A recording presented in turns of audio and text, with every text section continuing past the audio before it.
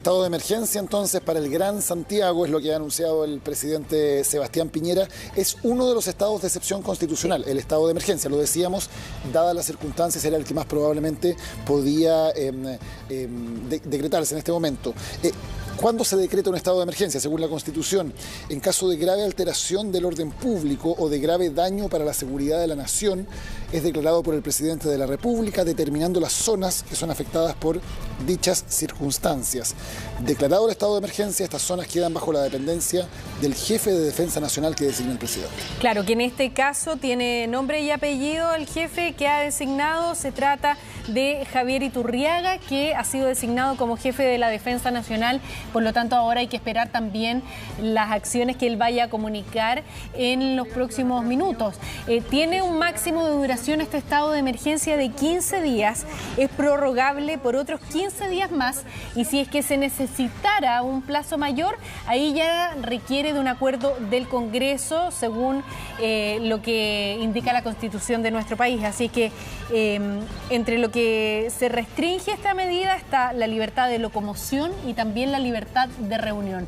De ahí que sea clave las acciones que va a adoptar el jefe de la Defensa Nacional. Hay que ver qué significa esto concretamente, porque, por ejemplo, cuando se ha decretado estado de emergencia en otras circunstancias, pongo el ejemplo de los saqueos tras el terremoto en la región del Biobío, eso significó, por ejemplo, decretar toques de queda. Claro.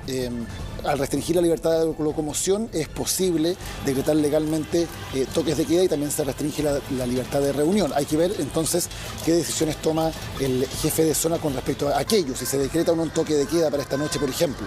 Es algo que tenemos que esperar todavía para determinarlo. El jefe de la Defensa Nacional asume el mando de las Fuerzas Armadas y de Orden y Seguridad Pública. Eso significa las tres ramas de las Fuerzas Armadas, vale decir Ejército, Armada y Fuerza Aérea, y también de Carabineros como fuerza de orden público, que se encuentran en la zona declarada en estado de emergencia para los efectos de velar por el orden público. O sea, en este caso es el encargado de la Defensa Nacional, el jefe de la Defensa Nacional, supervisa todas las Fuerzas Armadas y de orden también, y ahí incluimos, por ejemplo, a Carabineros, y de ahí quizás la ausencia de muchos de los carabineros que veíamos durante los últimos minutos, porque también se tienen que poner a disposición, ¿no es cierto?, del jefe de la Defensa Nacional. Yo no sé si se eliminó el contacto con Iván Carvajal, pero si no, para ver si lo pudiéramos retomar, para preguntarle a Iván si es que existe la posibilidad de conversar con el jefe de la Defensa Nacional, ¿no es cierto? Así es, no sabemos si él se encuentra en el Palacio de la Moneda, si fue parte de la reunión con el presidente o si está en el edificio de las Fuerzas Armadas, a ver si podemos tener también claridad al respecto, porque ahora es necesario saber qué medidas concretas se toman y qué ocurre también con el despliegue de Fuerzas Armadas. Es también atribución a este jefe de zona controlar la entrada y salida de la zona declarada en estado de emergencia y el tránsito en ella. Por eso la posibilidad de entonces restringir el tránsito dentro de la ciudad o las entradas y salidas de la ciudad. Claro, los desplazamientos. Y aquí va a ser fundamental también lo que pueda decir el jefe de la Defensa Nacional respecto de eventos masivos, como habíamos comentado. Los partidos de fútbol, ¿los va a permitir o no? No, es evidente que no.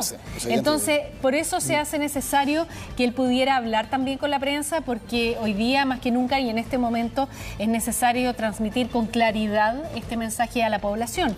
Ahora, esta es la parte que tiene que ver con el control de la seguridad del país, a lo que se ha referido el presidente Sebastián Piñera, pero también aquí apareció una luz del diálogo respecto del valor del pasaje de la locomoción colectiva. Si bien él recalca que el aumento del pasaje corresponde a una serie de variaciones internacionales y que también está calculado por el panel de expertos que opera en nuestro país, de todas maneras garantizó que va a haber una instancia de diálogo transversal para poder aliviar la situación de los más vulnerables y necesitados. Ahí también tenemos preguntas y por eso era fundamental que se hubiera quedado el presidente Sebastián Por supuesto, Piñera. ¿de qué significa? Porque no hay un anuncio concreto en términos de qué significa eso. No dice que el gobierno vaya a instruir, por ejemplo, la congelación de las tarifas o que vaya a enviar un cambio legal de ser necesario, sino que sencillamente abrir un diálogo. Claro, hay una instancia política, hay un reconocimiento, hay una empatía que no había estado en la declaración anterior, eso es cierto, hay un cambio en ese sentido, pero no está la medida concreta y específica. Mira, aquí tengo ya una especie de comunicado bien cortito, que mandó la Intendencia de la Región Metropolitana y señala que conforme a los acontecimientos que afectan a la ciudad de Santiago, la autoridad dispuso la suspensión de todos los eventos masivos hasta nuevo aviso. Por lo anterior, las conformidades emitidas por esta Intendencia son dejadas sin efecto.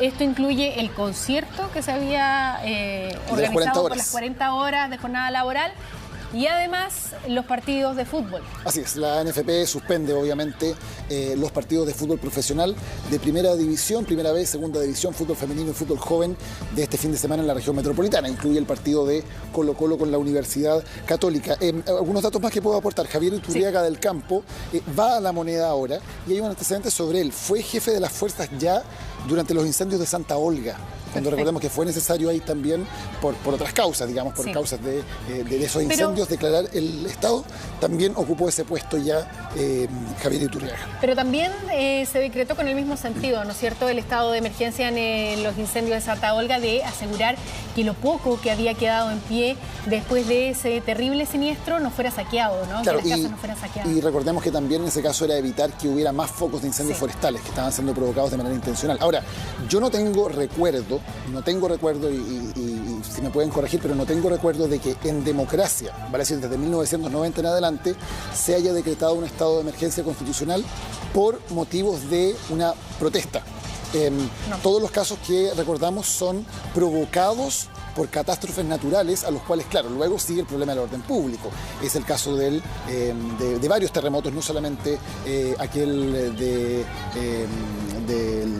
27F, digamos. Sí. En otros casos de terremotos también ha habido esta declaración. Pero son en los incendios forestales. Naturales. Pero todos son provocados por catástrofes naturales. Claro. No recuerdo que desde 1990 en adelante se haya decretado exclusivamente por una situación de conflicto o de violencia un estado de emergencia constitucional, y además ocurre ni más ni menos que en el Gran Santiago. De modo que realmente lo que estamos viviendo esta noche es histórico, no histórico en el buen sentido de la palabra, sino que es algo que quedará marcado para los libros de historia como un suceso realmente extraordinario, realmente que se ve muy pocas veces dentro de un Estado democrático como el que vivimos de 1990 en adelante. Y que puede ser analizado y que va sin duda a trascender a la historia, a la historia de nuestro país, para ser analizado desde distintos puntos de vista, desde el punto de vista de cómo llegamos a una situación como esta, desde el punto de vista de cuántos llamados se desoyeron también,